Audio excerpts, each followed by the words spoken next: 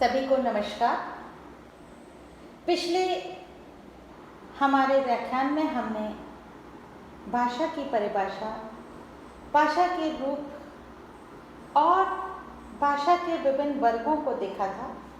हमने हमारी मातृभाषा, राजभाषा, राष्ट्रभाषा आदि को भी समझा था और आज हम जिस पर चर्चा करेंगे वह है हमारी भाषाई समस्या।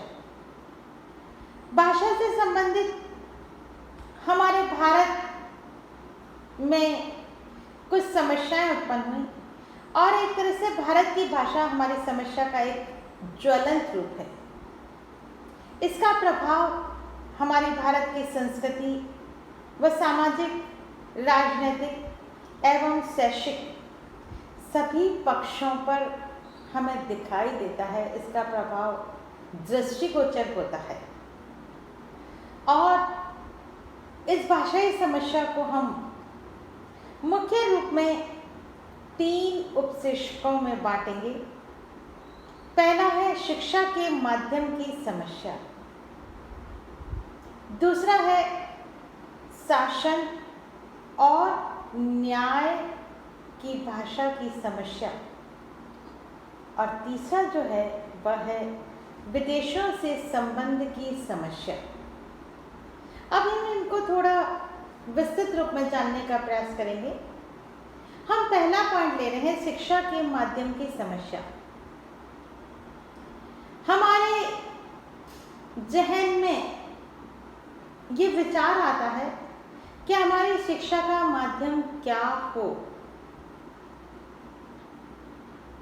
हम हिंदी माध्यम से पढ़ें या अंग्रेजी माध्यम से। स्कूल में शिक्षा का रूप क्या है, किस रूप में पढ़ाया जाए, यह सारा एक बहुत बड़ा प्रश्न चिन्ह के रूप में हमारे सामने है। इस समस्या का उद्गम ब्रिटिश शासन के समय के लॉर्ड मैकाले की शिक्षा संबंधी नीति का प्रतिफलन है, क्योंकि वह अंग्रेजी शिक्षा के माध्यम से एक ऐसा वर्ग तैयार करना चाहते थे जो रक्त और रंग में तो भारतीय हो किंतु रुचियों में, दृष्टिकोण में, नैतिकता में और बुद्धि में अंग्रेज हो। ऐसे व्यक्तित्व का विकास करने के लिए उन्होंने अंग्रेजी शिक्षा पर बल दिया और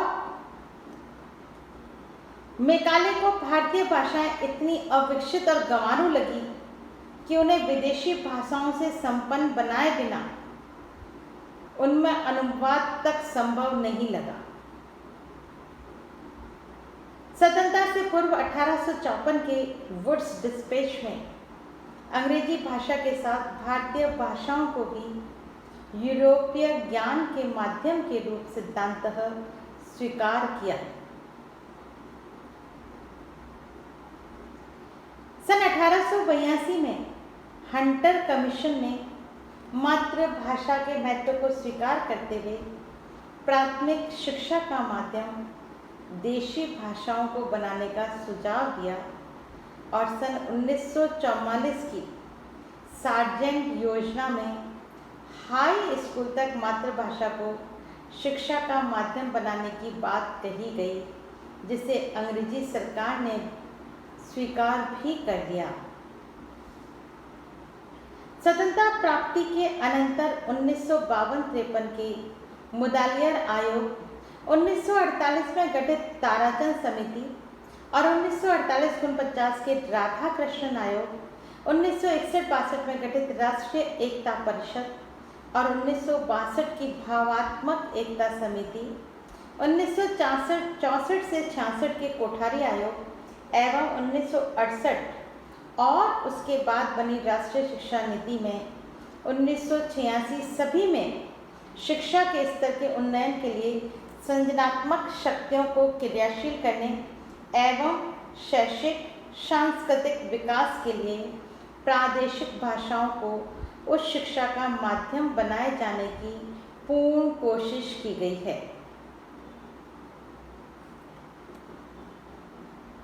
इस से संबंधित हल के लिए अखिल भारतीय माध्यमिक शिक्षा परिषद ने 11 जनवरी 1956 में त्रिभाषा सूत्र का सुझाव दिया, जिसे 1966 में कोठारी आयोग ने संशोधित त्रिभाषा सूत्र नाम देकर इस प्रकार प्रस्तुत किया।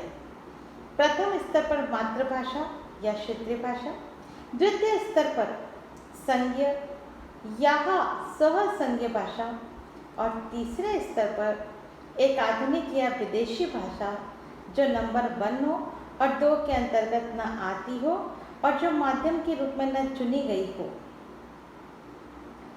विद्यालय स्तर पर पढ़ाई जाए, किंतु इसमें आज तक सर्वसम्मति नहीं हो पाई। जब जब इसे लागू करने का निर्णय लिया गया, तब तब विरोध के स्वर उठे और इसे पूर्णतया लागू नहीं किया जा सका। दूसरी जो भाषाई समस्या है वह है शासन और न्याय की भाषा की समस्या। संविधान में हिंदी की 3 भूमिकाएं हैं: संघ की राजभाषा के रूप में, राज्यों और प्रदेशों की राजभाषा के रूप में, और तीसरा संघ और राज्यों के बीच परस्पर संपर्क भाषा के रूप में। भारत एक संघ राज्य है, अर्थात विभिन्न राज्यों का संघ है। संघीय सरकार का कामकाज जिस भाषा में होता है उसे संघीय भाषा कहते हैं। 14 सितंबर 1949 को संविधान सभा ने हिंदी को संघ की राजभाषा के रूप में स्वीकार किया था। संविधान के अनुच्छेद 343 में यह व्यवस्था की गई है कि भारत संघ की राजभाषा देवनागरी लिपि में हिंदी होगी। इसी अनुच्छेद के खंड 2 में यह कहा गया है कि 15 वर्ष की अवधि तक शासकीय प्रयोजन के लिए अंग्रेजी भाषा का प्रयोग किया जाता रहेगा, जिसे अब अनिश्चित काल तक जारी रखने का निर्णय लिया जा चुका है। संविधान के अनुच्छेद 351 के अनुसार हिंदी भाषा की प्रसार वृद्धि करने तथा उसके विकास का दायित्व संघीय सरकार का है और अपने संवैधानिक दायित्व का निर्वहन करते हुए भारत सरकार ने 1955 में राजभाषा आयोग गठित किया तथा 1963 में राजभाषा अधिनियम पारित किया। इसी आधार पर 1976 में राजभाषा नियम बने, जिसके अनुसार समस्त भारत को राजभाषा प्रयोग की दृष्टि से क, ख और ग क्षेत्र में बांटा गया। क मूलतः हिंदी भाषी क्षेत्र हैं। ख क्षेत्र में वे राज्य हैं जिनकी भाषाएं हिंदी के निकट पड़ती हैं: गुजरात, महाराष्ट्र और पंजाब राज्य। और ग क्षेत्र में शेष राज्य हैं। राजभाषा विधायी आयोग और राजभाषा खंड ने विधि मंत्रालय के सहयोग से सभी केंद्रीय अधिनियमों को हिंदी अनुवाद तैयार कर लिया है। फिर है हमारी तीसरी समस्या, विदेशों से संबंध की समस्या। विदेशों से संबंध बनाए रखने के लिए संपर्क भाषा के रूप में अंग्रेजी को मान्यता दी जा चुकी है। भारत का संबंध विश्व समुदाय से जोड़ने के लिए तथा विज्ञान और तकनीकी विकास के लिए एवं अंतर्राष्ट्रीय सद्भाव के लिए अंग्रेजी का ज्ञान आवश्यक माना जाता है, किंतु ये तथ्य आज के संबंध में उचित प्रतीत नहीं होता। आज हिंदी व अन्य भारतीय भाषाओं का पूर्ण विकास हो चुका है। भाषाई स्वतंत्रता की आवाज़ सुनाई पड़ रही है। विश्व हिंदू सम्मेलनों में मॉरिशस में एक विश्व हिंदी केंद्र की स्थापना का सुझाव दिया गया, जो अंतर्राष्ट्रीय स्तर पर भी एक ऐसी पत्रिका का प्रारंभ करे जो मनुष्य को विश्व नागरिक के रूप में रहने योग्य वातावरण की सृष्टि करे। हमारे अभी हाल ही में जो प्रधानमंत्री रह चुके हैं श्री अटल बिहारी वाजपेयी जी, उन्होंने हिंदी को संयुक्त राष्ट्र संघ की भाषाओं में स्थान दिलाया है। यह हमारे लिए अति गौरव का विषय है। हिंदी में दिया गया भाषण इसका प्रमाणित तथ्य है। आज यह विश्व की तीसरी भाषा है और न केवल भारत अपितु विश्व के 165 देशों में बोली जाती है।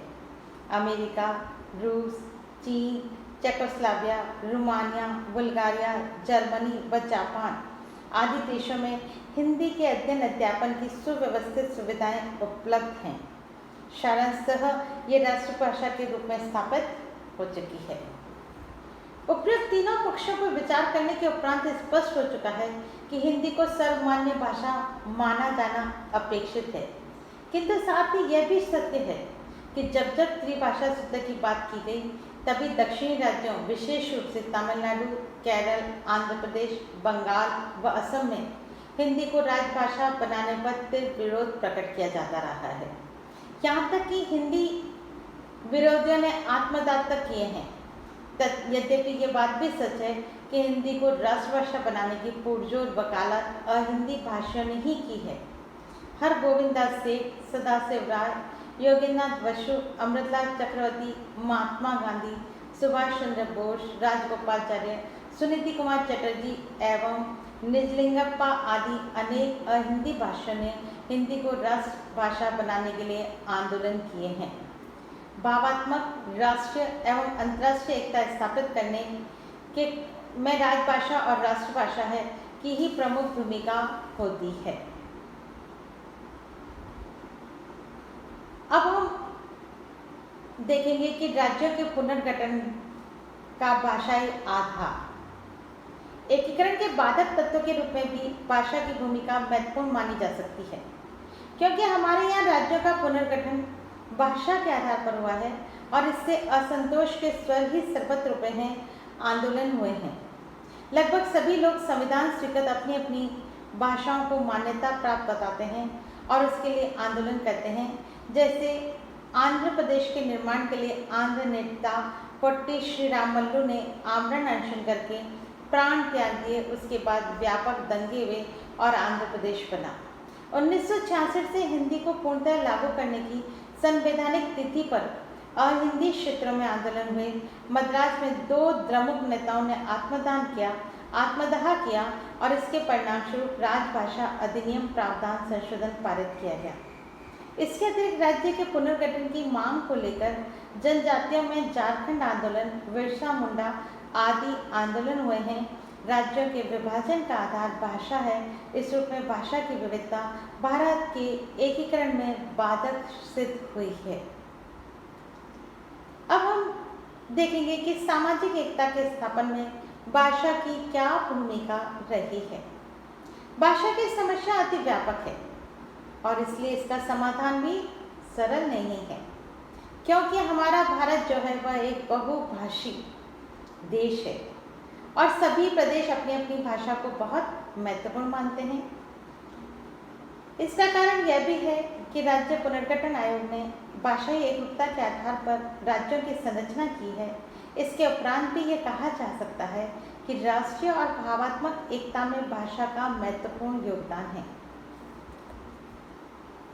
इतनी भाषाओं की विविधता होते हुए भी हमारे बीच भाषा का एक महत्वपूर्ण सूत्र या एक महत्वपूर्ण भाषा रही है, जिसमें समय समय पर भिन्नता तो होती रही है, फिर भी एकता के सूत्र में पिरोने में इसका महत्व हाथ अवश्य रहा है। इस दृष्टि से प्राचीन काल में संस्कृत संपर्क भाषा थी, जो पूरे देश की सांस्कृतिक भाषा रही है और इसका सीधा संबंध भारतीय भाषाओं तथा आर्य कुल से है। आज भी सभी प्रकार के धार्मिक अनुष्ठान एवं संस्कार संस्कृत में ही किए जाते हैं। समृद्धिशालिता की दृष्टि से भी इसका अद्वितीय स्थान है। भारतीय भाषाओं के साहित्य, व्याकरण और शब्द भंडार के साथ साथ अभिव्यंजन की क्षमता की अपार शक्ति के कारण संस्कृत भाषा विगत 4000 वर्षों से भारत की सभ्यता एवं संस्कृति के एकीकरण में अपनी सकारात्मक भूमिका का निर्वहन कर रही है। हिंदी का विरोध तो भारत में है, किंतु दक्षिण के लोगों पर भी संस्कृत का अधिक प्रभाव है और इसका विरोध नहीं है। संस्कृत के बाद पाली, प्राकृत, अपभ्रंश भाषाएं अपने अपने युग में महत्वपूर्ण रही हैं। मध्यकाल में अरबी या फारसी भाषाएं संपर्क भाषाएं रही हैं।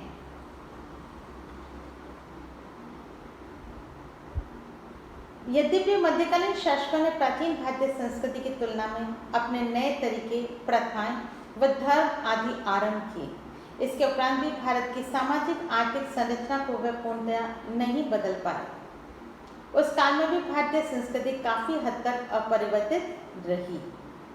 विदेशी शासन व्यवस्था के होते भी जितना परिवर्तन होना चाहिए था उतना नहीं हुआ। विशेष रूप से जातीय प्रथा, ग्रामीण व्यवस्था, हिंदू संस्कृति अपरिवर्तित सी ही रही। वर्तमान समय में भारतीय आर्य भाषाएं साहित्यिक भाषाएं बन गई। संविधान में भी इन्हें स्थान मिला है। अनेक धार्मिक, सामाजिक सुधार आंदोलन आदि के कारण सांस्कृतिक परिवर्तन भी हुए हैं। विरोध के स्वर भी सुनाई पड़े हैं। इसके उपरांत भी आज हिंदी को संपर्क भाषा के रूप में मान्यता मिल चुकी है। साथ ही अन्य सभी भारतीय आर्य तथा द्रविड़ भाषाएं थोड़ी बहुत विरोध के पश्चात संपर्क भाषा के अस्तित्व को स्वीकारने लगी है। भाषा को स्थिर प्रकटना नहीं है और उसमें अनवरत परिवर्तन होना स्वाभाविक है। इस कारण बदलते हुए सामाजिक सांस्कृतिक परिवेश के साथ वह अपना तादात्म्य स्थापित कर लेती है। अतः निर्विवाद रूप से कहा जा सकता है कि भावात्मक, राष्ट्रीय एवं अंतर्राष्ट्रीय एकता की स्थापना में भाषा का महत्वपूर्ण योगदान है। इस तरह से हमने भाषा की विविधता को देखा और समझा, और साथ ही हमने यह स्वीकार किया कि हमारी संस्कृत भाषा आरंभ की भाषा रही, लेकिन आज हम कई स्थानों पर हिंदी भाषा को महत्वपूर्ण रूप में देखते हैं। हिंदी भाषा का विरोध भी होता रहा है, लेकिन फिर भी हिंदी भाषा को ही हम स्वीकार करते हैं। हिंदी भाषा के द्वारा ही हम अपना विचार अभिव्यक्ति